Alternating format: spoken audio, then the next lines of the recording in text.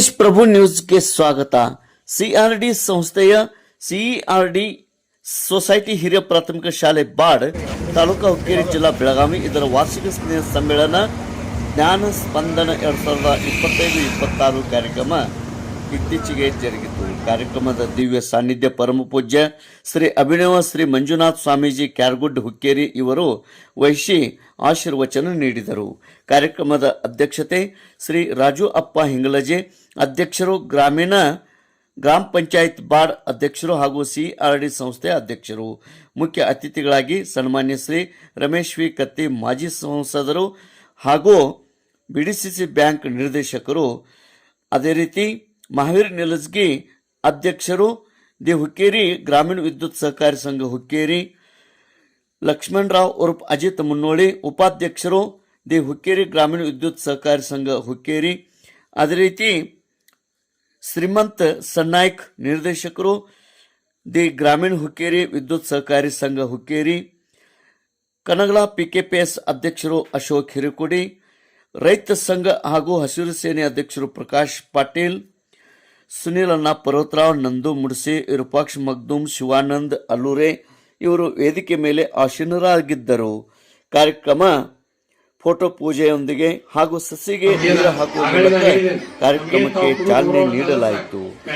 ಮಾಜಿ ಸಂಸದರು ಸನ್ಮಾನ್ಯ ಶ್ರೀ ರಮೇಶಣ್ಣ ವಿ ಕತ್ತಿ ಮತ್ತು ಹುಕ್ಕೇರಿ ಮತಕ್ಷೇತ್ರದ ಜನಪ್ರಿಯ ಶಾಸಕರಾದಂತಹ ನಿಖಿಲ್ ಉಮೇಶ್ ಕತ್ತಿ ಇವರಿಂದ ಶಾಲೆಗೆ 50 ಡೆಸ್ಕ್ಗಳನ್ನು ದೇಣಿಗೆಯಾಗಿ ನೀಡಿದ್ದಕ್ಕೆ ಸನ್ಮಾನ್ಯ ಶ್ರೀ ರಮೇಶಣ್ಣ ವಿ ಕತ್ತಿ ಇವರಿಗೆ ಸತ್ಕರಿಸಿ ಗೌರವಿಸಲಾಯಿತು.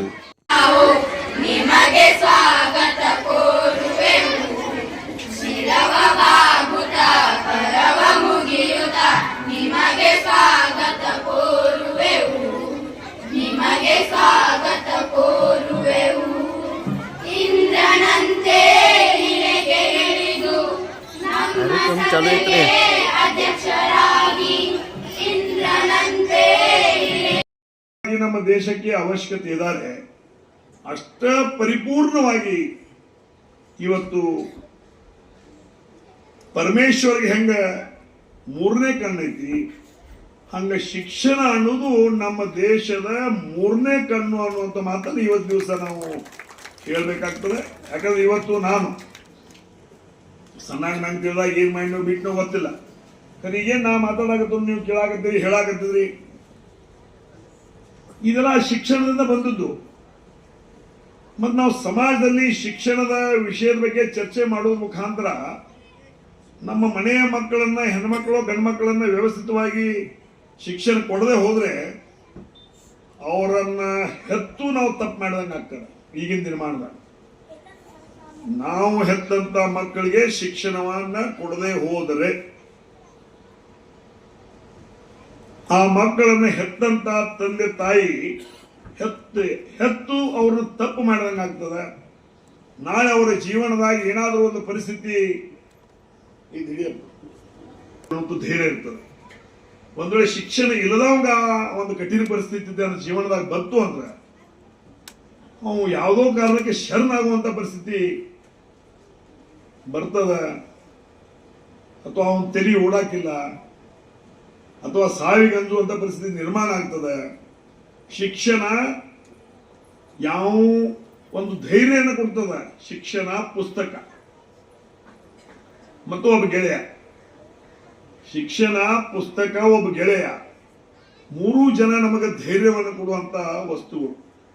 ಜೀವನದಾಗ ಯಾವಾಗ ನಮಗೆ ಕಠಿಣ ಪರಿಸ್ಥಿತಿ ಬರ್ತಾವ ಆ ಸಂದರ್ಭದಾಗ ಪುಸ್ತಕ ಓದಿರ್ತೀವಿ, ಒಂದು ಪುಸ್ತಕದಾಗ ಏನೋ ಒಂದು ಪ್ಯಾರ ನಮಗೆ ನೆನಪಾಗ್ತದೆ, ಅದಕ್ಕೆ ನಾವು ಸಮಾನ ಆಗ್ತೀವಿ.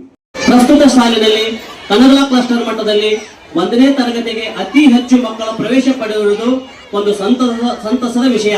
ಪ್ರಸಕ್ತ ಸಾಲಿನಲ್ಲಿ 39 ಮಕ್ಕಳು 1ನೇ ತರಗತಿಗೆ ಪ್ರವೇಶ ಪಡೆದಿರುವುದು ಹೆಮ್ಮೆಯ ವಿಷಯ. ಈ ಕ್ಲಸ್ಟರ್ನಲ್ಲಿ ಇದೇ ಮೊದಲ ಶಾಲೆ ಇಷ್ಟೊಂದು ದಾಖಲಾತಿಯನ್ನು ಪಡೆದುಕೊಂಡಿರುತ್ತದೆ.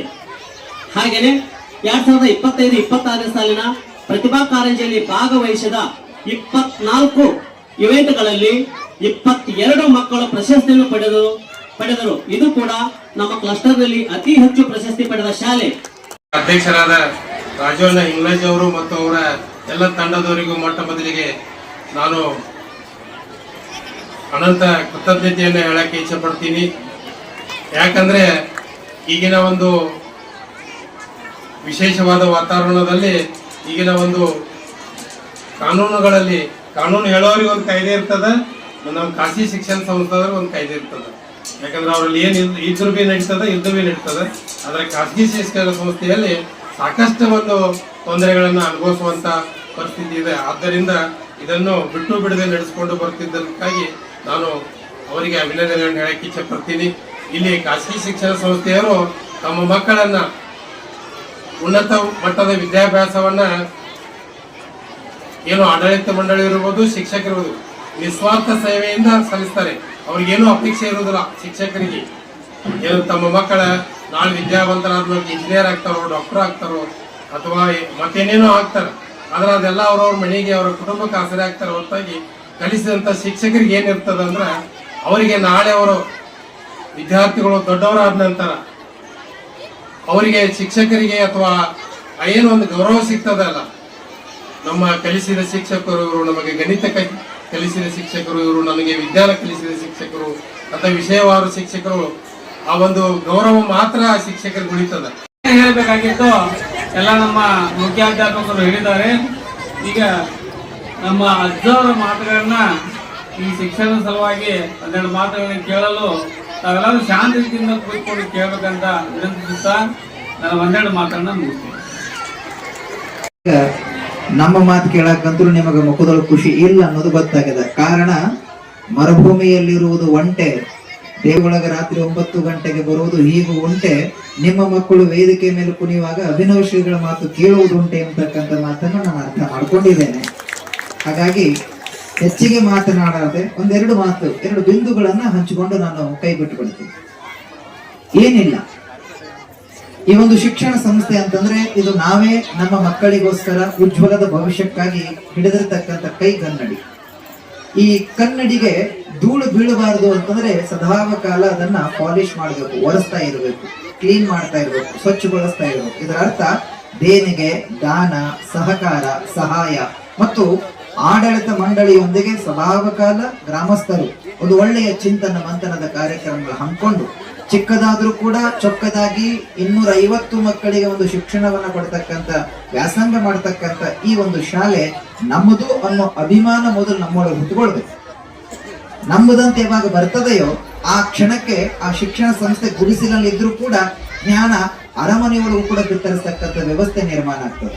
ಆ ನಿಟ್ಟಿನಲ್ಲಿ ಹಿರಿಯ ಜೀವಿಗಳು, ಆ ಕಡೆ ಇಂಗ್ಲಿಷ್ ಹಿರಿಯರು, ಈ ಕಡೆ ನಮ್ಮ ಭಾಗದ ಹೆಮ್ಮೆಯ ಧೀಮಂತ ನಾಯಕರು, ಉತ್ತರ ಕರ್ನಾಟಕದ ಎತ್ತರದ ಧ್ವನಿಯಾಗಿರ್ತಕ್ಕಂಥ ದಿವಂಗತ ಉಮೇಶಣ್ಣ ಕತ್ತಿಯವರ ಪ್ರೇರಣೆಯಿಂದ ಈ ಶಿಕ್ಷಣ ಸಂಸ್ಥೆ ಹುಟ್ಟುಬಂತು.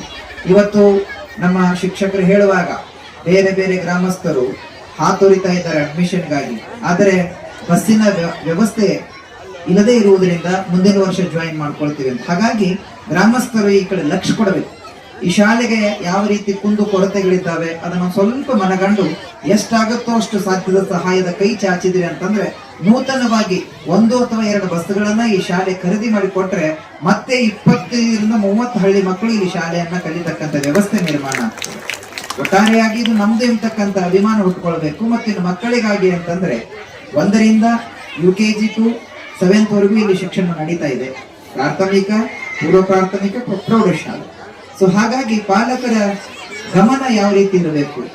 ಇವತ್ತು ನೀವೆಲ್ಲ ನೋಡ್ತಾ ಇದ್ದೀರಿ, ಮಕ್ಕಳು ಗುರುಗಳಿಗೆ ನಮಸ್ಕಾರ ಮಾಡ್ತಾ ಇಲ್ಲ ಅಂತ ನಮ್ಮ ಹಿರಿಯರು ಹೇಳಿದಾಗ, ಹಾಗಾದ್ರೆ ವಾರ್ಷಿಕ ಸ್ನೇಹ ಸಂಬಳ ಪ್ರಯುಕ್ತವಾಗಿ ವಿವಿಧ ಕಾರ್ಯಕ್ರಮಗಳು ಜರುಗಿದವು. ವಿಜ್ಞಾನ ವಸ್ತು ಪ್ರದರ್ಶನ, ಚಿಣ್ಣರ ಸಂತೆ, ಮಕ್ಕಳಿಂದ ರೂಪಕಗಳು, ಪಾಲಕರಿಗಾಗಿ ಆಟಗಳು ಹಾಗೂ ಮಧ್ಯಾಹ್ನ ಸ್ನೇಹ ಭೋಜನ, ಹೀಗೆ ವಿವಿಧ ಕಾರ್ಯಕ್ರಮಗಳು ಜರುಗಿದವು. ಸಂಜೆ ಸಾಂಸ್ಕೃತಿಕ ಕಾರ್ಯಕ್ರಮ ಆಕರ್ಷಕವಾಗಿ ಮತ್ತು ಅಂದಚಂದವಾಗಿ ಮಕ್ಕಳಿಂದ ಜರುಗಿದವು. ಈ ಕಾರ್ಯಕ್ರಮಕ್ಕೆ ಅನೇಕ ದಾನಿಗಳು ಸಹಕರಿಸಿದಂಥ ದಾನಿಗಳಿಗೆ ವೇದಿಕೆ ಮೇಲೆ ಅವರಿಗೆ ಸತ್ಕರಿಸಿ ಗೌರವಿಸಲಾಯಿತು. ಮಕ್ಕಳಿಗೆ ಬಹುಮಾನ ವಿತರಣೆ ಕಾರ್ಯಕ್ರಮ ಕೂಡ ನಡೆಯಿತು. ಆಡಳಿತ ಮಂಡಳಿಯ ಸದಸ್ಯರು ರಾಜು ಅಪ್ಪ ಹಿಂಗಲಜಿ ಅಧ್ಯಕ್ಷರು, ಕಾಶಿನಾಥ್ ಭೈರು ಅಂಕಲಿ ಉಪಾಧ್ಯಕ್ಷರು, ಹರಿಶಂಕರ್ ಸಾವತ್ಕರ್ ಕಾರ್ಯದರ್ಶಿ, ನಿರ್ದೇಶಕರಾದ ಸಂತೋಷ್ ಪಾಟೀಲ್, ಅಪ್ಪ ಸಾಹೇಬ್ ಪೋತ್ತಾರ್, ಜ್ಯೋತಿಬಾ ಚೌಗಲೆ, ಶ್ರೀನಾಥ್ ಇಂಗಳೆ, ಮಲ್ಲಪ್ಪ ಗುಂಗ್ರೆ, ಶ್ರೀಮತಿ ಕಾಂಚನಾ ಹಿಂಗ್ಲಜೆ, ನವಿರಾಜ್ ಪಾಟೀಲ್, ಶಶಿರಾಜ್ ಪ್ರಕಾಶ್ ಪಾಟೀಲ್ ಹಾಗೂ ಅನೇಕ ಅಭಿಮಾನಿಗಳು, ಅಧ್ಯಕ್ಷರು, ಉಪಾಧ್ಯಕ್ಷರು, ಕಾರ್ಯದರ್ಶಿಗಳು, ಆಡಳಿತ ಮಂಡಳಿ ಸದಸ್ಯರು ಹಾಗೂ ಸಲಹಾ ಸಮಿತಿಯ ಸದಸ್ಯರು, ಮುಖ್ಯೋಪಾಧ್ಯಾಯರು, ಶಿಕ್ಷಕ ವೃಂದದವರು ಹಾಗೂ ವಿದ್ಯಾರ್ಥಿನಿಯರು, ಪಾಲಕರು ಅತಿ ಹೆಚ್ಚಿನ ಸಂಖ್ಯೆಯಲ್ಲಿ ಈ ಕಾರ್ಯಕ್ರಮದಲ್ಲಿ ಪಾಲ್ಗೊಂಡಿದ್ದರು. ತೇಜ್ ಪ್ರಭು ನ್ಯೂಸ್, ಬಾಡ್.